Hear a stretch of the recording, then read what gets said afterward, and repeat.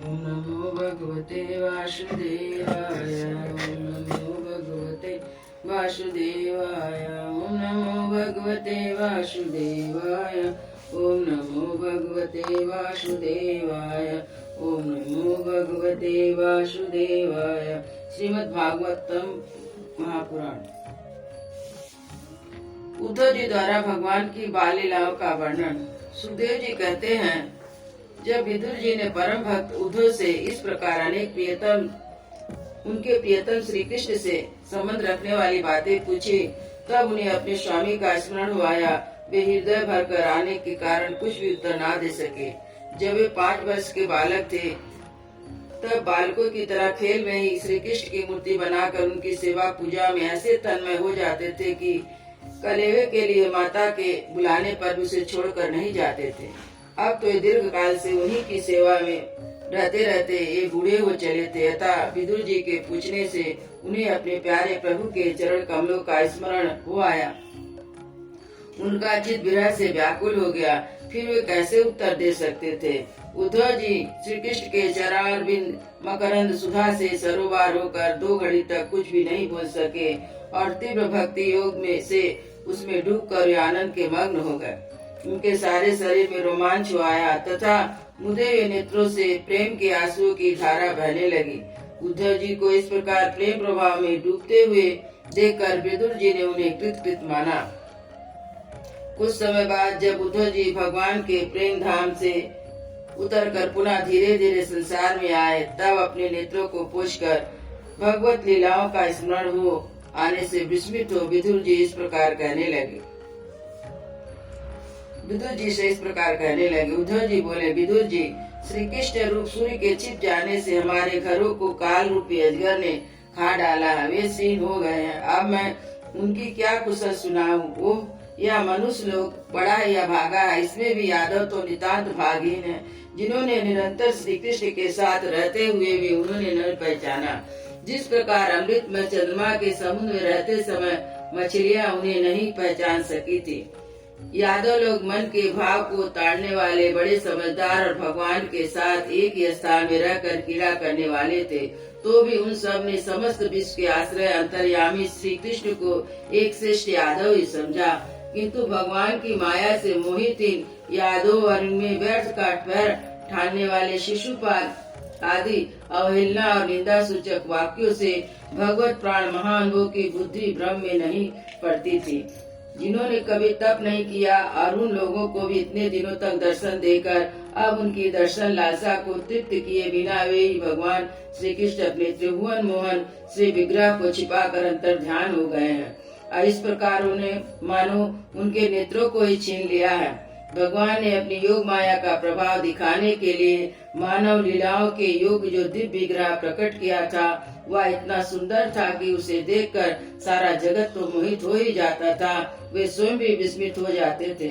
सौभाग्य और सुंदरता की पराकाष्ठा थी उस रूप में। उससे धर्मराज युधिष्ठिर के राजसूय में जब भगवान उस नैनाभिराम रूप पर लोगों को दृष्टि पड़ी थी, तब त्रिलोकी ने यही समझा था कि मानव सृष्टि की रचना में विधाता की जितनी चतुराई है, वे सब इन्हीं रूप में पूरी हो गई है। उनके प्रेम पूर्ण हास विनोद लीला में चितवन से सम्मानित होने पर ब्रज बालाओं की आंखें उन्हीं की ओर लग जाती थी। उनका चित्त भी ऐसा तल्लीन हो जाता था, वे घर के काम धंधों को अधूरा छोड़कर ही जड़ पुतलियों की तरह खड़ी रह जाती थी।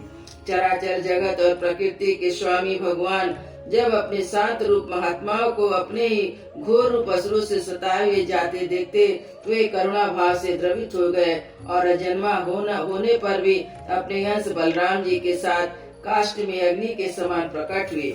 अजन्मा होकर भी वसुदेव जी के यहाँ जन्म लेने की लीला करना, सबको अभय देने वाले होने पर भी मानो कंस के भय से ब्रज में जाकर छिपे रहना, अनंत पराक्रमी होने पर भी काल यमन के सामने मथुरापुरी को छोड़कर भाग जाना, भगवान की ये लीलाएं याद आकर मुझे बेचैन कर डालती है। उन्होंने जो देवकी वसुदेव की चरण वंदना करके कहा था, पिताजी माताजी, कंस का बड़ा भय होने के कारण मुझसे आपकी कोई सेवा ना बन सकी। आप मेरे इस अपराध पर ध्यान ना देकर मुझ पर प्रसन्न हो कृष्ण की ये बातें जब याद आती है तब आज भी मेरा चित्त अत्यंत व्यथित हो जाता है। जिन्होंने काल रूप अपने भ्रुकुट विलास से ही पृथ्वी का सारा भार उतार दिया था, उन श्री कृष्ण के पाद पद्म पराग का सेवन करने वाला ऐसा कौन पुरुष है जो उसे भूल सके। आप लोगों ने राष्ट्रीय यज्ञ में प्रत्यक्ष देखा था कि श्री कृष्ण देश करने वाले शिशुपाल को वह सिद्धि मिल गई जिसकी बड़े बड़े योगी भांति भांति योग साधना करके स्पृहा करते रहते हैं। उनका भला कौन सह सकता है। शिशुपाल के ही समान महाभारत युद्ध में जिन दूसरे योद्धाओं ने अपनी आंखों से भगवान श्री कृष्ण के नैनाभिराम मुख कमल का मकरपान करते हुए अर्जुन के बाणों से विध कर प्राण त्याग किए, वे पवित्र होकर सब के सब भगवान के परम धाम को प्राप्त हो गए। स्वयं भगवान श्री कृष्ण तीनों लोक के अधीश्वर हैं, उनके समान भी कोई नहीं है, उनसे बढ़कर तो कौन होगा। वे अपने स्वतः सिद्धेश्वर से सर्वदा पूर्ण काम है। इंद्र आदि असंख्य लोकपालगण नाना प्रकार के बेटे लाला कर अपने अपने मुकुटों के अग्रभाग से उनके चरण रखने की चौकी को प्रणाम किया करते हैं। विदुर जी वे ही भगवान श्री कृष्ण राज सिंहासन पर बैठे हुए उग्रसेन के सामने खड़े होकर निवेदन करते थे, देव हमारी प्रार्थना सुनिए। उनके इस सेवा भाव की याद आते ही हम जैसे सेवकों का चित्त अत्यंत व्यथित हो जाता है।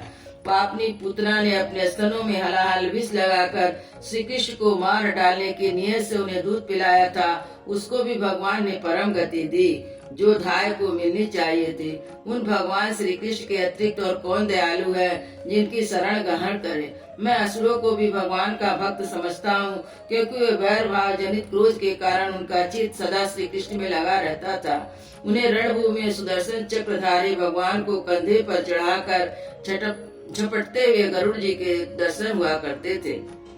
ब्रह्मा जी की प्रार्थना से पृथ्वी का भार उतार कर उसे सुखी करने के लिए कंस के कारागार में वसुदेव देवकी के यहाँ भगवान ने अवतार लिया था। उस समय कंस के डर से पिता वसुदेव जी ने उन्हें नंद बाबा के ब्रज में पहुंचा दिया था। वहाँ के बलराम जी के साथ 11 वर्ष तक इस प्रकार छिपे रहे कि उनका प्रभाव ब्रज के बाहर किसी पर प्रकट नहीं हुआ। यमुना के उपवन में जिसके हरे भरे वृक्षों पर कलरव करते हुए पक्षियों के झुंड रहते थे, भगवान श्री कृष्ण ने बछड़े को चराते हुए ग्वाल वालों की मंडली के साथ विहार किया। ब्रजवासियों की दृष्टि आकृष्ट करने के लिए अनेक बाल लीलाएं उन्हें दिखाते थे। कभी रोने लगते थे तो कभी हंसते, कभी सिंह सावक के समान मुग्ध दृष्टि से देखते। कुछ बड़े होने पर वे सफेद बैल और रंग बिरंगी शोभा की मूर्ति गायों को चराने अपने साथी गोपों को बांसुरी बजा कर रिझाने लगे। इस समय जब कंस ने उन्हें मारने के लिए बहुत से मायावी और मनमाना रूप धारण करने वाले राक्षस भेजे, तब उनको खेल ही खेल में भगवान ने मार डाला। जैसे बालक खिलौने को तोड़ फोड़ डालता है, कालिया नाग का दमन करके विष मिला हुआ जल पीने से मरे हुए ग्वाल बालों और गौओं को जीवित कर उन्हें कालिया दाग का निर्दोष जल पीने की सुविधा कर दी। भगवान श्री कृष्ण बढ़े हुए धन का सद्व्यय कराने की इच्छा से श्रेष्ठ ब्राह्मणों द्वारा नंद बाब से गोवर्धन पूजा रूप गो यज्ञ करवाया। भद्र इसमें अपना मान भंग होने के कारण जब इंद्र ने क्रोधित होकर ब्रज का विनाश करने के लिए मूसलधार जल बरसाना आरंभ किया, तब भगवान ने करुणावश खेल ही खेल में छत्ते के समान गोवर्धन पर्वत को उठा लिया। अत्यंत घबराए हुए ब्रजवासियों की तथा उनके पशुओं की रक्षा की। संध्या के समय जब सारे वृंदावन में शरद के चंद्रमा की चांदनी छिटक रही थी, तब श्री कृष्ण का सम्मान करते हुए मधुर गान करते और गोपियों की मंडल की शोभा बढ़ाते हुए उनके साथ रास विहार करते।